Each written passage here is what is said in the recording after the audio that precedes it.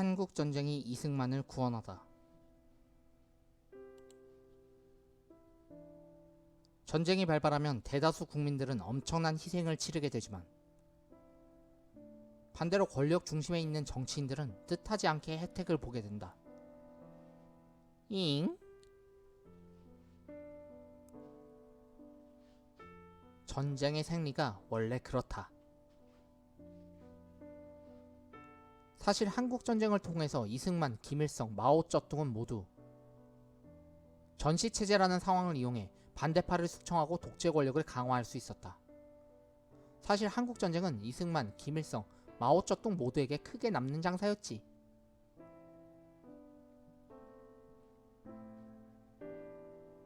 이유는 이렇다. 전쟁이 발발하면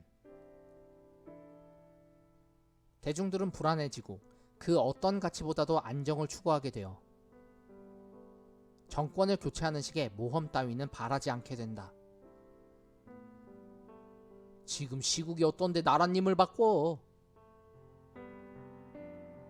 이런 심리를 이용해 군사정권은 여론이 악화될 때마다 레드 콤플렉스를 자극하여 흔들리는 독재체제를 다잡곤 했었다. 1975년 베트남 패망일에 있었던 김일성의 화형식 사진이다. 게다가 전시체제 상황이 되면 전체의 질서를 위해서는 개인의 자유를 희생해도 된다는 식의 사회적 공감대가 암묵적으로 형성되게 되기 때문에 사람들은 정권의 폭력색에 대해 크게 무감각해질 수밖에 없게 된다.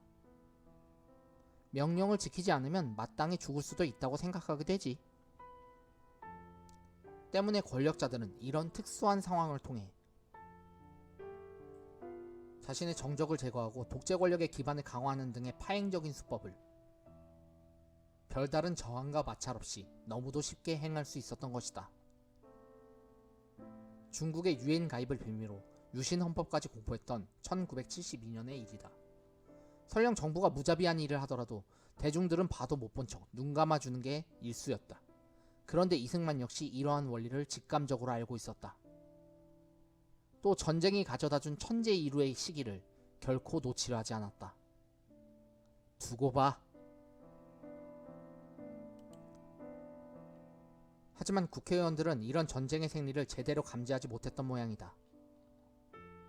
오히려 전쟁 이전보다 더 거칠게 이승만을 몰아붙이려 했으니 말이다. 전쟁 초반에는 주로 이러했다. 서울 사수를 외치더니 혼자만 제일 먼저 야반 도주를 한 책임을 지세요. 서울 시민들에게 한강다리를 끊어놓고 도망친 점을 어서 사과하세요. 이후 해외 언론을 통해 학살 사건들이 외부로 알려지자 의원들은 더욱 가열차게 몰아붙였다. 9만 명이 희생된 국민 방위군 사건의 책임을 지세요. 정치 자금은 얼마나 받아먹었습니까? 거창 양민 학살 사건의 책임을 지세요. 관련자들을 엄벌에 처해 마땅합니다. 하지만 그때마다 이승만은 귀를 막았다. 믿는 구석이 있었기 때문이다. 자유당의 탄생, 원래는 노동당이 될 뻔했다. 한국전쟁 발발 1년 후 전선은 지금의 휴전선 부근에서 고착화되기 시작한다. 양측 모두 휴전을 원했기 때문에 전쟁은 소강 상태에 빠지게 된다. 전쟁 발발 1년 동안 정신없이 분주했던 정부도 이제는 좀 한시름 놓게 되었다. 휴, 급한 불은 껐네. 그러자 이승만은 그동안 미뤄왔던 체제 안정과 권력 강화의 작업을 본격적으로 시도하게 된다. 먼저 지리산 일근을 활개치고 다니던 빨치산을 대대적으로 토벌했다. 다만 과잉 진압으로 수많은 양민들이 학살당했지만 그런가 하면 장기 집권을 위한 정치적 파행을 하나씩 실행하고자 했다. 내년이면 대통령직에서 물러나야 하는데 난 그렇게는 못하겠어. 다음 대통령 선거를 직접 선거로 하는 게 어떨까요? 국민투표에 의한 직접 선거 방식으로 한다면 충분히 승산이 있다고 봤다. 지금 국민투표로 대통령 선거를 해봐. 내가 아니면 또 누가 당선되겠다는 거임? 전시체제의 심리를 훤히 꿰뚫어 보고 있었던 것이다. 때문에 물밑 작업으로 새롭게 정당을 만들고자 했다. 물론 이전에도 이승만은 자신의 정당을 가지고 있었다. 대표적인 게 대한독립촉성국민의 독촉이었고, 정치 깡패들이 대거 소속된 대한청년단의 당수도 이승만 본인이 맡고 있었다. 대한청년단에는 김두한이 감찰부국장으로 활약하고 있었고 서북청년단원들도 포함되어 있었다는 김두한의 사진이다. 또 대한국민당은 이승만을 지지하는 친여 정당이었다. 하지만 이들을 다 합쳐봐야 전체 국회 의석수의 4분의 1에도 못 미쳤다. 이런 이유로 이승만은 이범석과 손을 잡게 된다. 이범석은 어떤 인물인가? 그는 만주 독립군을 거쳐 중경 임시정부 당시 광복군의 참모장을 지냈던 인물로 건국 이후에는 초대 국무총리를 지낸 바 있었다. 하지만 나치즘을 신봉한 파시스트였고 기회주의적인 성격의 세간의 비판도 받고 있었다. 그런 그와 이승만이 손을 잡고자 했던 이유는 이범석에게는 조선민족청년단이라는 거대한 세력이 있었기 때문이다. 자네가 날 좀 도와주게나. 자네 조직이 필요하네. 알겠습니다.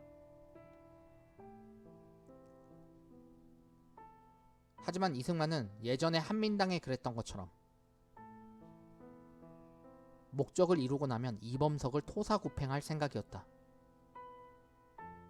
이범석이 어떤 인물인데 나에게 충성을 바치겠나?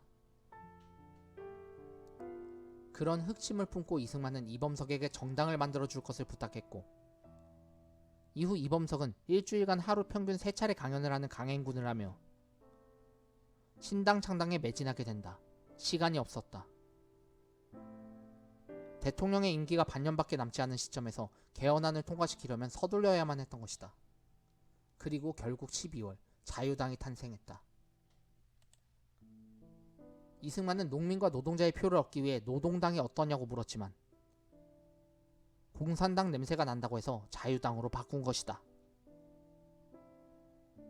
그리고 자유당에는 이승만의 조직에 이범석의 조직이 통합되게 된다. 또 수많은 정치 깡패들도 당원이라는 이름으로 들어가게 된다. 그렇게 급조된 자유당은 당원의 수가 무려 수백만 명을 헤아리고 있었다.